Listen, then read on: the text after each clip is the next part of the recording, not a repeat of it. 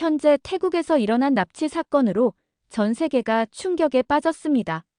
다양한 국가의 관광객들이 태국 여행을 계획하고 있었지만 현재 이 사건들로 인해 태국은 난리가 난 상태입니다. 최근에는 대만 관광객 8명이 납치되는 사건까지 일어났는데요. 그러자 태국 총리는 급하게 무언가를 말하고 태국의 여행을 취소하지 말아달라는 이야기를 하고 있는데요. 도대체 태국에서는 무슨 일이 일어나고 있는 걸까요? 안녕하세요. 저는 UC 버클리에서 관광학을 전공하고 있는 엘리예요. 오늘은 제가 가장 기대했던 국제 관광 산업의 변화 강의가 있는 날이죠. 아시아의 관광 산업이 특히 흥미로웠던 저는 이번 학기 내내 이 수업만을 기다려왔어요. 오늘은 평소와 다르게 교수님의 표정이 어두웠어요.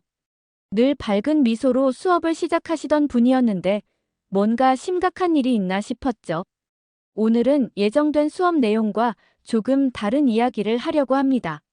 제가 지난주에 해외 출장 때문에 태국을 다녀왔는데 현지 상황이 매우 심각해요. 교수님의 목소리에는 긴장감이 묻어 있었어요. 최근 들어 태국에서 외국인들이 납치되는 사건이 급증하고 있습니다. 특히 관광객을 노린 조직적인 범죄가 늘어나고 있어서 태국 정부도 꼴머리를 앓고 있죠. 교수님은 프로젝터를 켜시며 말씀하셨어요. 스크린에는 한 아시아 남성의 사진이 떴죠. 이 사람은 중국의 유명 배우 왕싱입니다. 최근 태국에서 일어난 충격적인 사건의 피해자예요. 저는 귀를 쫑긋 세웠어요. 태국이라면 제가 졸업 후 여행 가고 싶은 나라 중 하나였거든요. 왕싱은 태국 드라마 캐스팅 제의를 받고 방콕에 갔다가 납치되었습니다. 미얀마 국경지대로 끌려가 7일 동안 감금되어 있었죠. 교수님은 계속해서 설명을 이어가셨죠. 그가 끌려간 곳은 미야와디라는 지역입니다. 이곳은 오랫동안 조직폭력배들의 소굴로 알려져 왔어요. 스크린에는 미얀마와 태국의 국경 지도가 나타났어요. 빨간색으로 표시된 미야와디 지역이 선명했죠. 더 충격적인 것은 이게 단순한 우발적 사건이 아니라는 겁니다. 현재까지 확인된 유사 실종자가 174명에 달해요. 저는 깜짝 놀라 노트북 키보드 위에 올려둔 손가락이 떨렸어요. 174명이라니 너무나 큰 숫자였죠. 최근에는 20대 남성 모델 양쩌치도 비슷한 수법으로 납치되었다가 구조되었습니다. 이런 사건들이 계속해서 발생하고 있어요. 교수님은 잠시 말씀을 멈추시고 교실을 둘러보셨어요. 모든 학생들이 충격에 빠진 표정이었죠. 이런 범죄 조직들은 주로 SNS나 온라인을 통해 피해자들을 유인합니다. 고수익 아르바이트, 드라마 캐스팅, 무료 여행 등 달콤한 제안으로 접근하죠. 하지만 실제로는 납치나 인신매매로 이어지는 경우가 많아요. 저는 떨리는 손으로 노트북에 필기를 했어요. 제가 꿈꾸던 태국에서 이런 일들이 일어나고 있다니 믿기 힘들었죠. 특히 미야와디 지역은 법의 사각지대예요. 국경 지역이라 수사가 쉽지 않고 범죄 조직들의 영향력이 강합니다. 한번 이곳으로 끌려가면 구출이 매우 어려워요. 교수님의 설명이 이어질수록 교실의 분위기는 더욱 무거워졌어요. 특히 아시아 관광 산업을 공부하는 우리에게는 너무나 충격적인 소식이었죠. 관광은 한 국가의 이미지와 직결됩니다. 이런 범죄들이 지속적으로 발생하면 국가의 관광 산업 전체가 타격을 받을 수 있어요. 실제로 이 사건들이 알려지면서 태국 관광에 대한 우려가 커지고 있습니다. 저는 한숨을 쉬었어요. 관광학도로서 이런 사건들이 관광 산업에 미칠 영향을 이해할 수 있었거든요. 그리고 무엇보다 인명피해가 발생한다는 점이 너무나 안타까웠죠. 그건 말도 안 됩니다. 갑자기 들린 격앙된 목소리에 교실 전체가 놀라 돌아봤어요. 목소리의 주인공은 태국 유학생 나티였죠. 태국은 세계적인 관광대국입니다.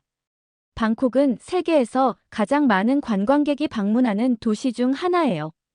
이런 몇몇 사건으로 우리나라의 관광 산업이 흔들릴 리가 없어요. 나티의 얼굴은 불그락푸르락했어요.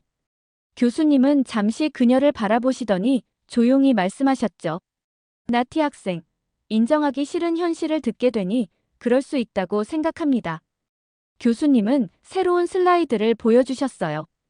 그곳에는 태국의 불법 체류자 통계가 있었죠. 태국의 불법 체류자 문제는 심각한 수준입니다. 특히 한국에서는 태국인들의 불법 체류로 인한 각종 범죄가 증가하면서 입국 심사를 대폭 강화했어요. 나티는 입술을 깨물며 자리에서 몸을 비틀었어요. 그 결과 태국인들 사이에서 반한 감정이 급격히 커졌습니다. 태국 내 한국인들을 대상으로 한 위협과 괴롭힘이 늘어났고 자연스럽게 한국인 관광객들은 태국 방문을 기피하기 시작했죠. 교수님의 설명이 이어질수록 나티의 표정은 더욱 어두워졌어요. 저는 조심스럽게 그녀를 바라봤죠. 실제로 작년 대비 한국인 관광객 수는 40% 이상 감소했습니다. 이는 단순한 통계 수치가 아니에요. 태국 관광 산업의 주요 고객층이 무너지고 있다는 신호입니다. 나티가 다시 입을 열었어요. 하지만 우리는 아직 중국이 있습니다. 중국 관광객들만으로도 충분해요. 교수님은 고개를 저으셨어요. 최근 발생한 중국 배우 납치 사건으로 중국 내 여론도 급격히 나빠지고 있습니다. SNS에서는 태국 여행 취소를 권장하는 게시물이 380만 건 이상 공유되었어요. 저는 숫자의 크기에 다시 한번 놀랐어요. 380만 건이라니 어마어마한 수치였죠. 더구나 중국 외교부까지 나서서 태국 정부의 단호한 조치를 요구하고 있어요. 이는 외교적으로도 매우 심각한 상황입니다. 교실은 무거운 침묵에 빠졌어요. 나티는 더 이상 반박하지 못한 채 자리에 앉아 있었죠. 관광 산업은 신뢰를 기반으로 합니다. 한번 무너진 신뢰를 회복하는 데는 매우 오랜 시간이 필요해요. 특히 인명피해가 발생하는 범죄는 그 여파가 더욱 크고 오래갑니다.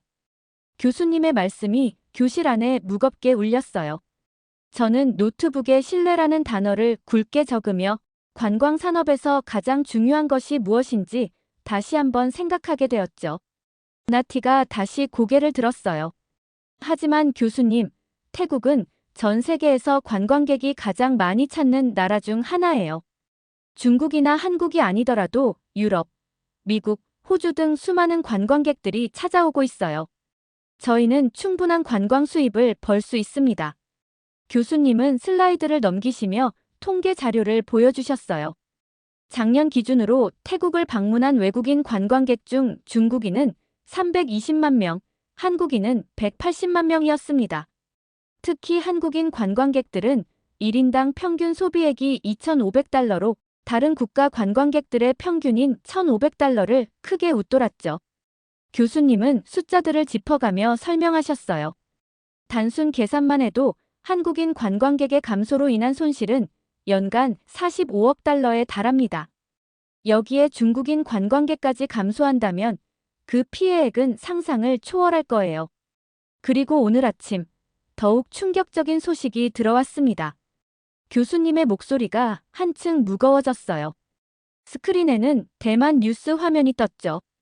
북부 대만에 거주하는 주모 씨는 지인들에게 매력적인 제안을 했습니다. 방콕 은행에 계좌를 개설하면 7만에서 10만 대만 달러의 수수료를 주고 태국 자유여행까지 무료로 제공하겠다고 했죠. 8명의 대만인들이 이 제안에 넘어갔습니다. 교수님은 화면을 넘기시며 계속 설명하셨어요. 하지만 이들이 방콕에 도착하자마자 상황은 급변했습니다. 공항에서 픽업한다던 사람들은 이들을 미얀마의 사기 조직 근거지로 납치했어요. 피해자들 중에는 55세에서 65세 사이의 중년 여성 3명과 20대 초반의 젊은이들이 있었습니다. 교실 안이 순식간에 싸늘해졌어요. 특히 나티의 얼굴이 창백해졌죠. 범죄 조직은 중년 여성들이 사기 범죄에 이용하기 어렵다고 판단했나 봅니다. 그들은 중년 여성 2명에게 몸값을 요구했어요. 가족들은 대만에서 급하게 돈을 마련했죠. 한 명당 40만에서 65만 대만 달러, 1,750만 원에서 2,841만 원이라는 엄청난 금액이었습니다. 교수님은 잠시 숨을 고르시더니 말씀을 이어가셨어요. 몸값을 지불한 두 여성은 다행히 풀려났습니다. 하지만 이들이 진술한 내용은 더욱 충격적이었어요. 납치된 사람들은 미얀마 국경 지역의 한 건물에 감금되어 있었고 강제로 온라인 사기 범죄에 가담하도록 강요받았다고 합니다. 거부하면 폭행과 고문이 이어졌다고 해요. 교수님은 잠시 말씀을 멈추셨어요. 숨막히는 침묵이 이어졌죠. 현재 나머지 6명의 생사는 확인되지 않고 있습니다. 대만 경찰은 미얀마 당국과 공조 수사를 시작했지만 국경 지역이라 수사에 어려움을 겪고 있다고 해요. 특히 이 지역은 범죄 조직들의 영향력이 강해서 현지 경찰도 쉽게 접근하지 못한다고 합니다. 저는 손으로 입을 막았어요. 옆자리의 친구도 충격에 휩싸인 듯 고개를 떨구었죠. 이번 사건이 특히 충격적인 것은 범죄 조직의 치밀한 계획성입니다. 그들은 고수익 아르바이트나 무료 여행이라는 미끼로 여러 국가의 사람들을 유인하고 있어요. 중국 배우 왕싱의 사례처럼 연예계 캐스팅을 미끼로 쓰기도 하고 이번처럼 은행 계좌 개설을 조건으로 내걸기도 합니다. 교수님의 표정이 더욱 심각해졌어요. 이 소식이 알려지면서 각국의 반응이 즉각적으로 나타났습니다. 일본 최대 여행사인 JTB는 태국 패키지 상품의 80%를 취소했고 호주와 싱가포르의 주요 여행사들도 태국행 상품을 전면 중단했어요. 특히 대만에서는 정부 차원의 여행 경보가 발령되었죠. 스크린에는 각국의 여행 취소 통계가 그래프로 나타났어요. 그 수치들이 가파르게 상승하는 것을 보며 저는 이 사태의 심각성을 실감할 수 있었죠. 더 이상 이것은 단순한 관광 산업의 문제가 아닙니다. 인명이 위협받는 심각한 국제적 문제로 확대되고 있어요.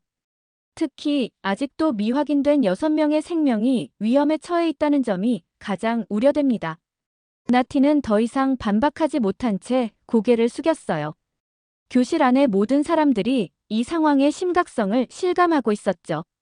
미얀마 국경의 미야와디 지역에 대해 좀 더 자세히 설명해 드리겠습니다. 교수님은 미얀마 지도를 보여주셨어요. 태국과의 국경 지역에 빨간색으로 표시된 부분이 눈에 띄었죠. 이곳은 원래 국경 무역의 중심지였습니다. 하지만 최근 2년간 범죄 조직들의 근거지로 변질되었어요. 특히 KK파크, 새벽공원이라 불리는 지역에서는 작년에만 23건의 외국인 납치 사건이 발생했습니다. 교수님은 현지 경찰 보고서를 보여주셨어요. 납치된 사람들은 대부분 온라인 사기 범죄에 이용됩니다. 피해자들은 하루 15시간 이상 강제로 일해야 하고 할당량을 채우지 못하면 폭행을 당하죠. 최근 구출된 한 중국인의 증언에 따르면 하루 평균 4시간의 수면만이 허용되고 식사도 하루 한 끼로 제한된다고 해요. 교실은 숨소리조차 들리지 않을 만큼 조용해졌어요. 더 충격적인 건 이 지역이 사실상 무법지대라는 겁니다. 현지 경찰도 쉽게 접근하지 못해요. 범죄 조직들이 무장 세력을 보유하고 있어서 구출 작전도 매우 위험하죠. 실제로 지난달에는 구출 작전에 나섰던 경찰 2명이 총상을 입는 사건도 있었습니다. 저는 태국의 위험성을 직접 경험했습니다. 조용하던 교실에 한 목소리가 울렸어요. 한국 교환학생인 희영이었죠. 작년 방학 때 태국에 갔었어요. 처음에는 모든 것이 완벽해 보였습니다. 하지만 방콕 시내에서 한국인이란 이유로 위협을 당했어요. 희영이의 목소리가 떨렸어요. 나티가 날카로운 눈빛으로 그녀를 쳐다봤죠. 한국인들이 태국에서 저지른 범죄가 있으니까 그런 일이 생긴 거예요.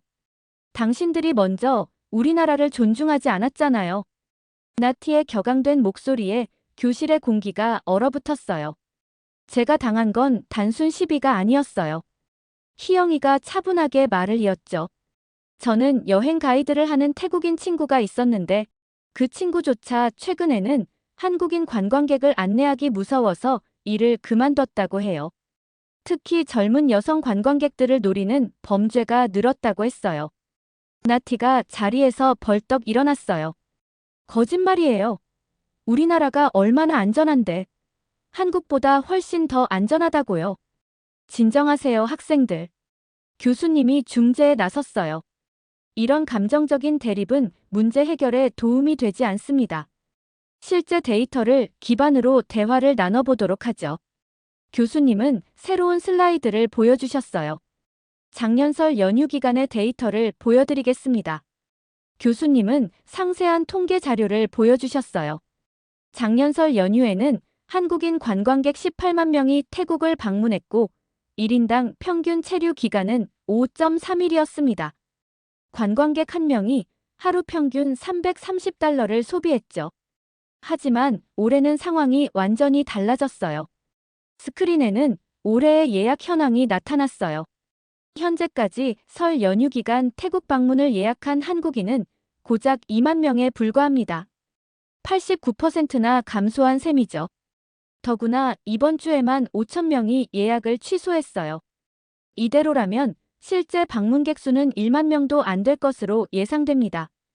교수님은 취소 사유를 보여주는 원그래프를 가리키셨어요. 예약 취소 이유를 분석해보면 80%가 안전에 대한 불안을 꼽았습니다.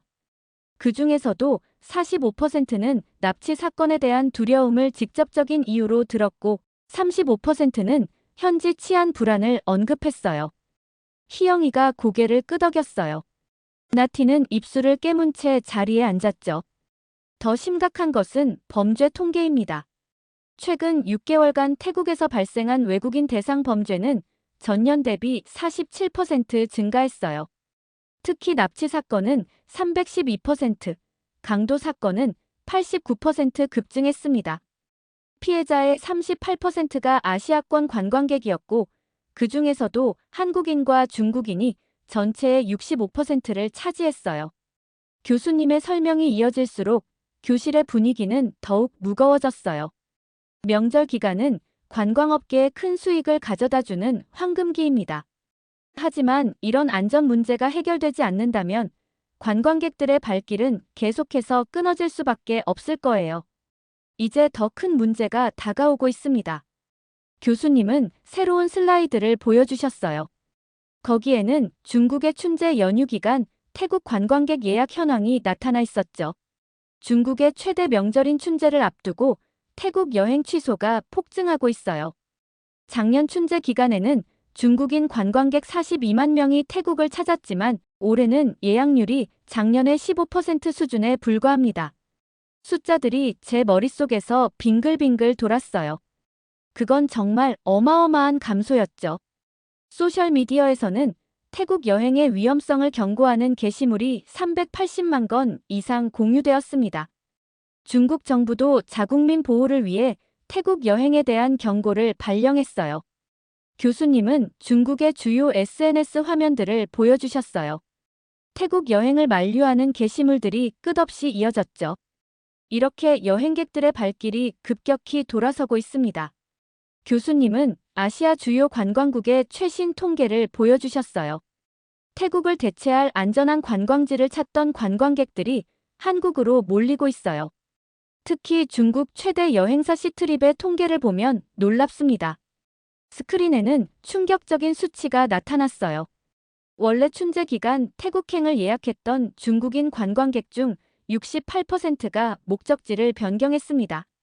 그중 45%가 한국을 선택했어요. 한국의 안전성이 주된 이유였죠.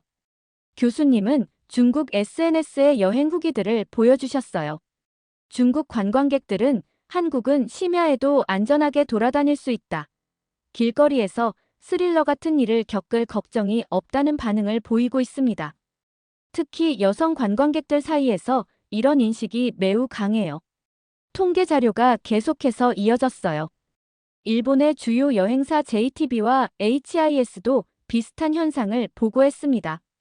태국 패키지 상품을 취소한 고객의 57%가 한국 상품으로 변경을 요청했어요. 예약 변경 사유를 보면 치안이 좋은 나라에서 편안한 여행을 하고 싶다는 응답이 82%를 차지했습니다. 교수님은 세계 관광 안전 지수도 보여주셨어요. 한국은 지난해 세계 관광 안전 지수 평가에서 상위권에 진입했습니다. 특히 야간 관광과 여성 관광객 안전 부문에서 높은 평가를 받았죠. 반면 태국은 45위에서 128위로 급락했어요. 실제 예약 데이터도 인상적이었어요. 서울의 주요 관광지 숙박시설 예약률이 전년 대비 157% 증가했습니다. 특히 명동, 홍대, 강남 지역의 호텔들은 춘제 기간 예약이 이미 98% 완료된 상태예요. 급격한 수요 증가로 항공권 가격도 40% 이상 상승했죠. 이어서 경제적 효과도 설명해 주셨어요. 한국관광공사의 분석에 따르면 이번 관광객 유입 변화로 인한 추가 관광 수입이 약 2조 원에 달할 것으로 예상됩니다. 특히 면세점, 숙박업, 요식업계가 큰 수혜를 받을 것으로 보여요. 교수님은 마지막으로 의미심장한 말씀을 하셨어요. 관광 산업에서 안전이라는 가치는 값으로 매길 수 없습니다. 한번 실추된 안전에 대한 신뢰를 회복하는 데는 매우 오랜 시간이 필요해요. 반면 안전하다는 평판은 엄청난 부가가치를 창출할 수 있죠. 이것이 바로 현재 우리가 목격하고 있는 현상입니다. 태국의 이런 위기 상황에서 태국의 패통탄 친나와 총리가 직접 나섰습니다. 스크린에는 태국 총리의 영상 메시지가 재생되었어요. 총리는 태국은 여전히 안전한 관광지라며 중국 관광객 유치를 위해 안간힘을 쓰고 있습니다. 90일 무비자 정책 연장, 관광객 특별보험제도 도입 등 다양한 대책을 내놓았죠. 하지만 교수님의 표정은 밝지 않았어요. 전문가들의 전망은 부정적입니다. 관광산업 분석가들은 태국이 신뢰를 회복하는데 최소 2년에서 3년이 걸릴 것으로 예측하고 있어요. 일부 전문가들은 더 오랜 시간이 필요할 것이라고 말합니다. 스크린에는 각국 전문가들의 분석이 이어서 나왔어요. 더구나 이번 사태는 단순한 관광객 감소 문제가 아닙니다. 태국의 GDP 중 21.6%를 차지하는 관광산업이 무너지면서 전체 경제가 심각한 타격을 받고 있어요. 호텔, 식당, 여행사들의 연쇄 도산이 우려되는 상황입니다. 세계적인 관광산업 분석가들도 태국 정부의 대응이 너무 늦었다고 지적하고 있습니다. 교수님은 주요 글로벌 컨설팅 기관들의 분석 보고서를 보여주셨어요. 맥킨지는 태국 정부가 첫 납치 사건이 발생한 시점에서 즉각적인 대응을 했어야 했다고 평가했습니다.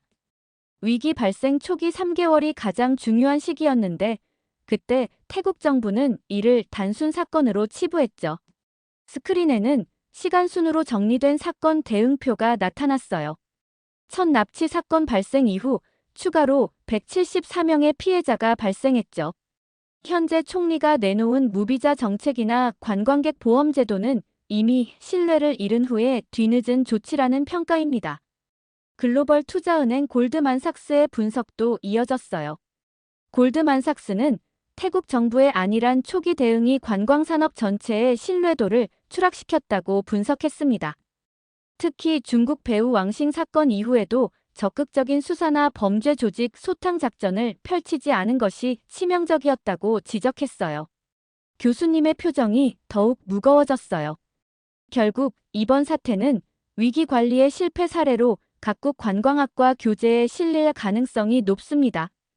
범죄 발생 자체보다 그에 대한 미흡한 초기 대응이 더 큰 문제였다는 게 전문가들의 공통된 의견이에요. 교실은 완전히 침묵에 빠졌어요. 나티조차 더 이상 반박할 말이 없어 보였죠. 이번 사태가 우리에게 주는 교훈은 명확합니다. 관광산업에서 가장 중요한 것은 신뢰와 안전입니다. 한번 무너진 신뢰를 회복하는 것은 새로운 관광지를 개발하는 것보다 몇 배나 더 어려운 일이에요. 저는 노트북을 천천히 닫으며 생각에 잠겼어요. 관광학도로서 오늘 배운 교훈은 너무나 뼈아팠죠. 화려한 관광 상품이나 풍부한 관광 자원도 중요하지만 결국 가장 기본적인 안전이 보장되지 않는다면 모든 것이 물거품이 될 수 있다는 사실을요. 벨소리와 함께 수업이 끝났지만 제 머릿속에서는 여전히 오늘 들은 이야기들이 맴돌았어요. 미래의 관광 전문가로서 저는 절대로 이 교훈을 잊지 않을 거예요. 이렇게 현재 태국의 위험성을 알리는 사연 어떻게 들으셨나요? 한국에서도 긴 연휴 기간 동안 해외여행을 가는 사람들이 많다는 뉴스 기사를 봤는데요. 이 영상을 시청하는 구독자분들이 안전한 나라로 여행을 가셨으면 좋겠다는 바람이 생겼고, 태국의 납치 사건의 피해자가 더 이상 나오지 않기를 간절히 바라고 있습니다. 여러분들의 의견은 어떠신가요? 다양한 의견을 댓글을 통해 공유해주세요. 긴 영상 시청해주셔서 감사드리고, 영상 재미있으셨다면 구독과 좋아요 부탁드립니다. 태국은 한국의 대기업만 잃은 게 아닙니다. 태국의 선택은 역사상 가장 무모한 선택이라고 전문가들은 말합니다. 도대체 태국은 한국의 대기업 말고도 어떤 것들을 잃었을까요? 안녕하세요. 저는 미국의 명문 대학교 3학년에 재학 중인 리아입니다. 한국계 미국인이지만 할머니 할아버지께서 한국에서 오신 덕분에 한국어도 어느 정도 할 수 있죠. 저는 국제경제학을 전공하고 있는데 특히 아시아 경제에 관심이 많아요. 아시아가 세계 경제의 중심축으로 부상하는 것을 보면서 자연스럽게 이 분야에 매료되었답니다. 오늘도 여느 때처럼 아시아 경제 수업을 듣기 위해 캠퍼스를 걸어가고 있었어요. 수강 신청 기간에 친구들은 왜 하필 아시아 경제야? 라고 물었지만 저는 확신이 있었어요. 실리콘밸리에서 20년간 근무하시다가 교단에 선 교수님의 실전 경험이 담긴 강의는 분명 특별할 거라고 생각했거든요. 강의실에 들어서자 이미 많은 학생들이 자리를 잡고 있었어요. 특히 이번 학기에는 아시아 각국에서 온 유학생들이 많아서 더욱 다채로운 관점을 접할 수 있었죠. 앞줄에는 태국에서 온 타라와 한국에서 온 유진이가 자리를 잡고 있었고, 그들의 열정적인 토론은 수업을 더욱 흥미진진하게 만들었답니다. 수업이 시작되자 교수님은 프로젝터를 켜시며 오늘의 주제를 소개하셨어요. 오늘은 태국의 경제 상황과 그 변화에 대해 이야기해 보도록 하겠습니다. 처음에는 태국의 관광 산업과 제조업 현황에 대한 일반적인 설명으로 시작하셨어요. 방콕의 화려한 쇼핑몰들과 푸켓의 아름다운 해변을 보여주시며 태국이 어떻게 관광 대국으로 성장했는지 설명하셨죠. 그리고 90년대부터 2010년대 초반까지 태국이 동남아시아의 제조업 허브로 성장해온 과정도 자세히 다뤄주셨어요. 하지만 갑자기 교수님의 목소리가 무거워졌어요. 하지만 최근 몇 년간 태국의 상황이 급격히 변화하고 있습니다. 특히 한국과의 관계에서 심각한 문제들이 발생하고 있죠. 프로젝터에는 최근 한국의 뉴스 헤드라인들이 나타났어요. 최근 한국에서는 태국인 불법 체류자들의 마약 관련 범죄가 사회적 문제로 대두되고 있습니다. 지난해에만 마약 사범이 전년 대비 127% 증가했고, 특히 메탐페타민 밀매 조직이 급증하고 있죠. 교수님은 잠시 멈추셨다가 계속해서 설명하셨어요. 이로 인해 한국 정부는 태국인들에 대한 입국 심사를 강화했고, 이는 양국 간의 관계에 큰 영향을 미치고 있습니다. 불법 체류자 단속이 강화되면서 태국 내에서 반한 감정이 고조되었고, 이는 관광객 감소로 이어졌죠. 특히 충격적이었던 것은 다음 내용이었어요. 더 우려스러운 것은 이러한 갈등이 경제관계에까지 영향을 미치고 있다는 점입니다. 태국 내 한국 기업들을 대상으로 한 불매운동이 확산되고 있고, 일부 지역에서는 한국 기업 직원들에 대한 노골적인 차별도 발생하고 있습니다. 강의실은 무거운 침묵에 휩싸였어요. 앞줄에 타라는 불편한 듯 몸을 움직였고, 유진이는 열심히 노트 필기를 하고 있었죠. 저는 이 내용이 단순한 경제 문제를 넘어서 사회 문화적 갈등으로 확대되고 있다는 점이 매우 우려스러웠어요. 교수님은 이어서 태국 정부의 대응에 대해 설명하시기 시작하셨어요.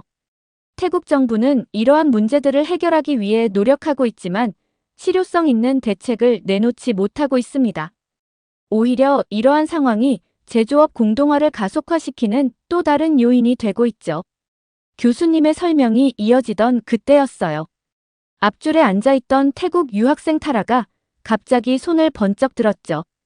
그동안 항상 차분하고 예의 바르던 타라의 모습과는 달리 그녀의 얼굴은 상기되어 있었어요. 잠시만요, 교수님. 타라가 떨리는 목소리로 말을 시작했어요. 그건 너무 편향된 시각 아닌가요? 태국인들이 모두 그런 것은 아니잖아요. 오히려 한국이 너무 엄격하게 대하는 거 아닌가요? 태국은 오랫동안 한국과 좋은 관계를 유지해왔어요. 우리나라에는 수많은 한국 관광객들이 방문하고 많은 한국 기업들이 성공적으로 사업을 해왔잖아요. 그런데 몇몇 사람들의 잘못으로 우리 전체가 범죄자 취급을 받는 게 말이 되나요? 타라의 목소리가 점점 더 격앙되어 갔어요. 게다가 태국 정부는 이미 마약 문제 해결을 위해 엄청난 노력을 기울이고 있어요. 지난해에만 마약 단속반을 2배로 늘렸고 국제 협력도 강화하고 있죠. 그런데도 마치 태국이 아무 노력도 하지 않는 것처럼 이야기하시는 건 너무 불공평해요. 갑작스러운 타라의 항변에 교수님은 잠시 말을 멈추셨어요. 강의실은 무거운 침묵에 빠졌고 모든 시선이 교수님과 타라를 번갈아 향했죠. 하지만 동시에 타라의 반응이 오히려 교수님이 지적하신 문제의 심각성을 더욱 부각시키는 것 같다는 생각도 들었어요. 감정적인 대응보다는 객관적인 데이터와 사실에 기반한 논의가 필요한 상황이었기 때문이죠. 무거운 침묵이 흐르는 그 순간 타라 옆에 앉아있던 유진이가 조용히 손을 들었어요. 모두의 시선이 그녀에게 향했죠. 교수님, 제가 이 문제에 대해 최근 리서치를 진행했는데 제 의견을 말씀드려도 될까요? 교수님께서 고개를 끄덕이시자 유진이는 노트북을 열며 차분하게 발언을 시작했어요. 실제 통계 자료를 보면 최근 3년간 태국인 관련 마약 범죄가 300% 증가했고 이로 인한 사회적 비용이 연간 수십억 달러에 달한다고 해요. 이는 단순한 편견이 아닌 현실적인 문제라고 생각합니다. 유진이는 자신의 화면을 프로젝터에 공유하며 계속 설명을 이어갔어요. 특히 주목해야 할 점은 마약 조직의 체계화입니다. 2023년 인천에서 적발된 태국인 마약 조직은 관광비자로 입국한 20대 청년들을 이용해 마약을 유통했어요. 이들은 한 달 만에 100억 원 상당의 필로폰을 국내에 유통했고 이는 청소년들에게까지 영향을 미쳤죠. 유진이는 잠시 숨을 고르더니 계속해서 말을 이어갔어요. 부산의 사례는 더 심각했어요. 태국인 불법 체류자들이 운영하는 마사지 업소를 거점으로 마약이 유통됐고 이 과정에서 수많은 한국 시민들이 피해를 입었습니다. 심지어 일부 업소는 미성년자들을 협박해서 마약 운반책으로 이용하기도 했죠. 타라가 불편한 기색을 보이자 유진이는 더욱 부드러운 어조로 말을 이어갔어요. 물론 타라의 말처럼 이것이 모든 태국인의 문제는 아니에요. 하지만 이런 범죄 조직들이 한국에 관대한 관광비자 정책을 악용하고 있다는 점은 부정할 수 없는 사실이에요. 서울경찰청 통계를 보면 2023년 한 해 동안 마약 사범으로 검거된 태국인이 892명에 달해요. 이는 2020년 대비 4배 증가한 수치죠. 유진이의 설명은 계속됐어요. 더 우려되는 것은 이러한 범죄가 한국 사회에 미치는 영향이에요. 마약 중독 치료 비용, 범죄 수사 비용, 그리고 사회 안전 불안에 따른 경제적 손실까지 고려하면 그 피해액은 연간 약 8천억 원에 달한다고 합니다. 특히 마약 거래가 주로 이뤄지는 지역의 부동산 가치가 평균 15% 하락했고 이는 그 지역 주민들의 자산 가치에도 직접적인 영향을 미쳤죠. 마지막으로 유진이는 화면을 국제 통계로 전환했어요. 더구나 이는 한국만의 문제가 아니에요. 일본, 대만에서도 비슷한 패턴의 범죄가 증가하고 있어요. 태국 정부의 마약 단속이 강화되면서 범죄 조직들이 동아시아 전역으로 활동 범위를 넓히고 있는 거죠. 이런 상황에서 출입국 심사 강화는 우리 사회를 지키기 위한 불가피한 조치라고 생각합니다. 유진이의 발표가 끝나자 강의실은 다시 무거운 침묵에 빠졌어요. 교수님은 잠시 생각에 잠기신 듯 했다가 천천히 말씀을 시작하셨죠. 유진 학생이 잘 설명해 준 것처럼 이 문제는 단순한 치안 문제를 넘어서고 있습니다. 이제 이러한 사회적 갈등이 양국의 경제에 미치는 영향을 자세히 살펴보도록 하겠습니다. 교수님은 새로운 슬라이드를 보여주셨어요. 거기에는 한국과 태국의 경제관계를 보여주는 그래프들이 있었죠. 최근 3년간 태국 내 한국 기업들의 상황이 급격히 악화되고 있습니다. 삼성전자는 이미 방콕 근교의 가전제품 공장 철수를 결정했고, 현대자동차도 태국 내 생산라인 축소를 검토하고 있죠.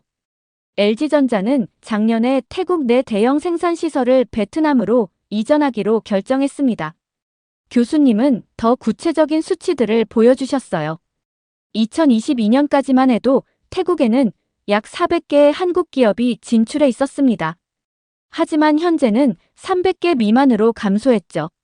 특히 중소기업들의 철수가 두드러집니다. 태국 내 반항 감정으로 인한 불매운동, 현지 직원들과의 갈등, 그리고 치안 불안 등이 주요 원인으로 지목되고 있습니다. 더 심각한 것은 새로운 투자의 감소입니다.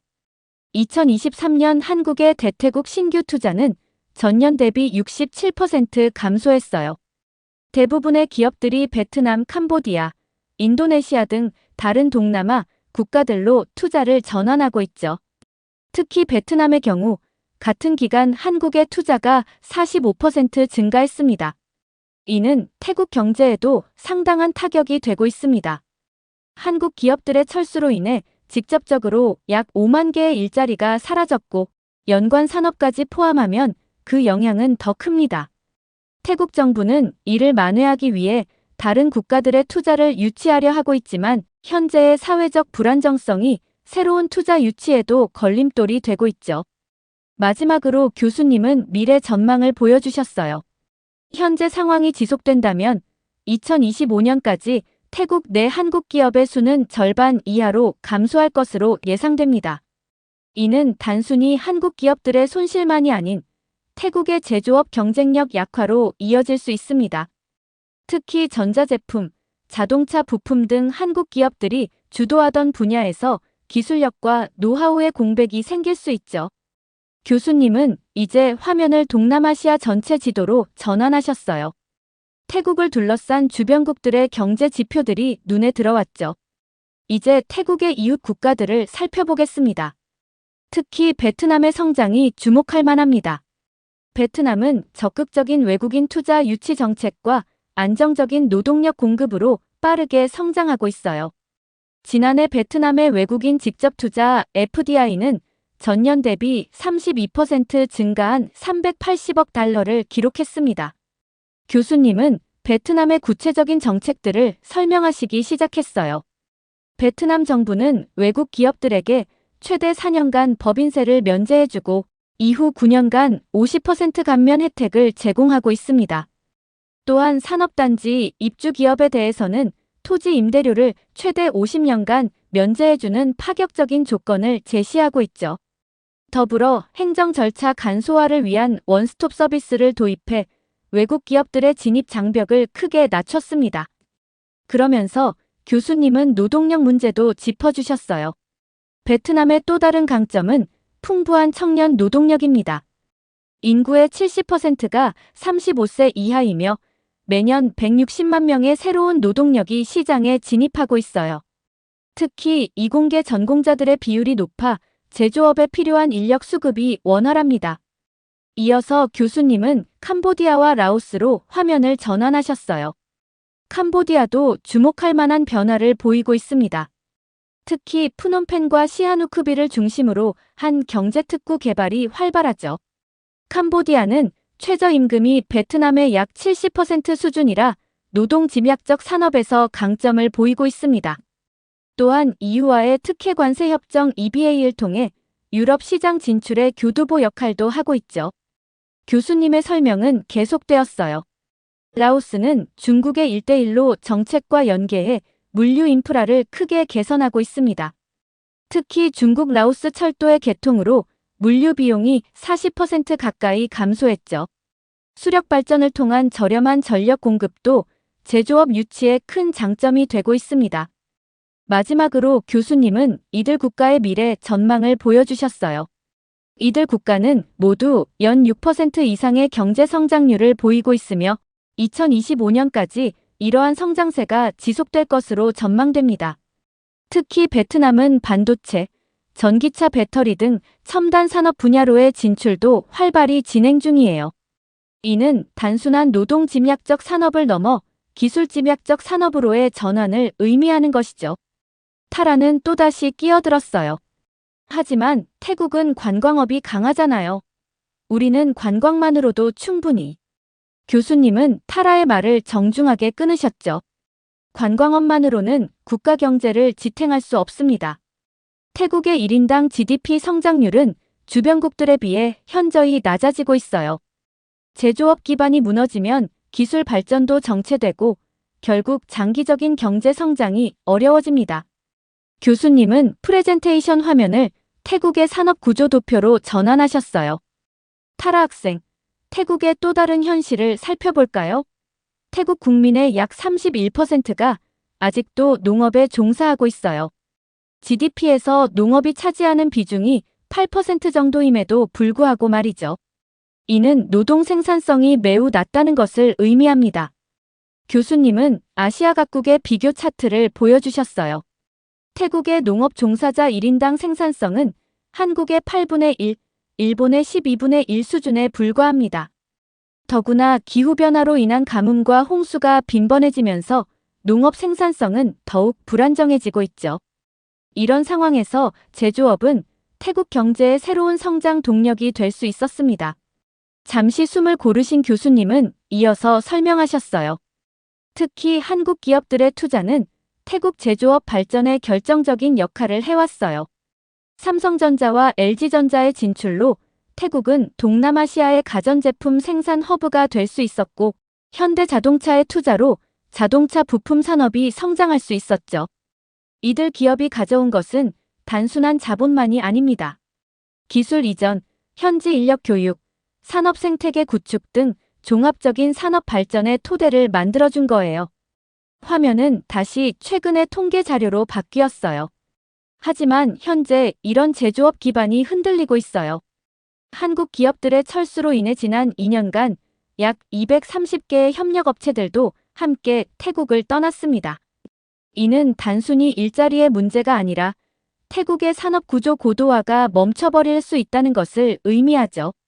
농업과 관광업만으로는 이런 공백을 메우기 어렵습니다. 그리고 타라 학생, 현재 세계 농업은 급격한 기술 혁신을 겪고 있습니다. 현재 기술 혁신으로 인한 스마트팜 시장은 2023년 기준 1,500억 달러 규모로 성장했고 2030년까지 3,800억 달러까지 성장할 것으로 예상됩니다. 이스라엘은 사막 기후에도 불구하고 AI 기반 관계 시스템으로 물 사용량을 70% 절감하면서도 생산성을 4배 높였고 일본은 완전 자동화된 실내 농장에서 연간 생산량을 100배 증가시켰죠. 교수님은 이어서 태국의 상황을 보여주셨어요. 하지만 태국은 아직도 기초적인 자동화 단계조차 이루지 못하고 있습니다. 현재 태국 농가의 87%가 여전히 전통적인 농업 방식을 사용하고 있어요. ICT 기술을 활용한 농가는 5% 미만이고 그마저도 대부분 단순한 온도 조절 시스템 정도만 갖추고 있는 실정입니다. 교수님은 한숨을 쉬며 말씀을 이어가셨어요. 더 큰 문제는 이런 기술을 개발하고 운영할 수 있는 전문 인력이 턱없이 부족하다는 점입니다. 태국의 농업공학 전공자는 매년 300명 정도에 불과해요. 이는 베트남의 5분의 1, 말레이시아의 3분의 1 수준입니다. 이대로라면 태국 농업의 미래 경쟁력은 더욱 떨어질 수밖에 없죠.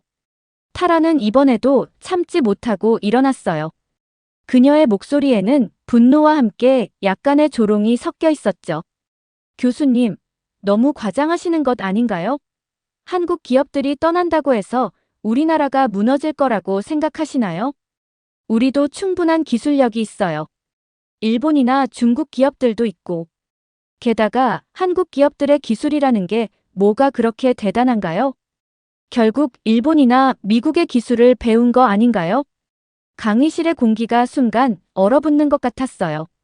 유진이가 차분하게 자리에서 일어났죠. 타라 학생의 말씀은 사실과 많이 다릅니다. 예를 들어 삼성전자가 태국에 도입한 스마트 팩토리 시스템은 순수 자체 개발 기술이에요. 이 시스템 덕분에 태국 공장의 생산성이 43% 향상됐고 불량률은 85% 감소했죠. 현대자동차의 경우도 자체 개발한 품질 관리 시스템을 태국 협력업체 128곳에 무상으로 제공했어요. 유진이는 자신의 태블릿을 꺼내 몇 가지 자료를 더 보여주었어요. 더 중요한 건 인재 육성이에요. 한국 기업들은 지난 10년간 태국 현지 인력 15만 명 이상을 한국으로 초청해 기술 연수를 진행했어요. 이건 단순한 기술 전수가 아니라 미래 산업 인재 양성을 위한 투자였죠. 지금 태국의 주요 제조업체 임원진 중 상당수가 이 프로그램의 수혜자들이에요. 교수님은 유진이의 발표에 깊이 공감하시는 듯 고개를 끄덕이셨어요. 유진 학생이 매우 중요한 점을 짚어주었습니다. 한국 기업들의 진정한 가치는 바로 이런 인재 육성에 있어요. 제가 보다 구체적으로 설명해 드리겠습니다. 교수님은 새로운 데이터를 보여주시며 말씀을 이어가셨어요. 한국 기업들은 단순히 기술을 전수하는 것이 아니라 태국의 산업 생태계 전체를 변화시키고 있었습니다. 예를 들어 삼성전자의 퓨처 테크 프로그램은 매년 3,000명의 태국 엔지니어들에게 최신 반도체 기술을 교육했어요. 이들 중 40%가 현재 태국 내 주요 기술 기업들의 핵심 인력이 되었죠. 교수님은 화면을 전환하시며 계속 설명하셨어요. 현대자동차그룹의 경우는 더욱 특별했습니다. 오토 테크 이노베이션 센터를 통해 자동차 부품 설계부터 전기차 배터리 기술까지 미래 자동차 산업에 필요한 모든 교육을 제공했어요.